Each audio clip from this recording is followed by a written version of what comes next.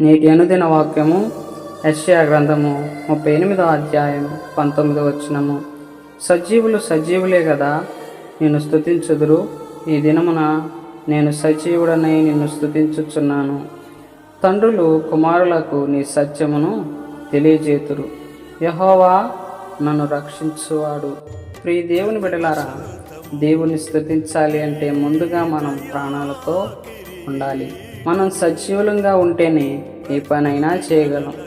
ఎందరో గొప్పవారు గనులుగా జీవించినా ఈ దినమును చూడలేని వారుగా ఉన్నారు.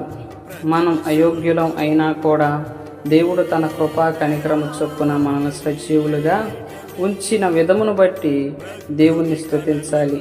అంతేకాదు, మన జీవమును బట్టి, మన ప్రాణమును బట్టి మన పిల్లలకు, వారి పిల్లలకు కూడా ఈ విషయాన్ని గొప్ప సాక్ష్యంగా చెప్పాలి. అది వారిని మరింత లోతైన విశ్వాస ఆత్మీయ అనుభవాల ద్వారా వృద్ధి పొందిస్తుంది. నీ ఆత్మీయ అనుభవాలు ఎలా ఉన్నాయి? సజీవంగా ఉన్నందుకు నిత్యం దేవుని స్తుతించగలుగుతున్నావా? నీ యొక్క వ్యక్తిగత సాక్ష్యం గురించి నీ కుటుంబంలో అందరినీ దేవుని వైపు చూసేలా చేయగలుగుతున్నావా? పరిశీలించుకుందాం.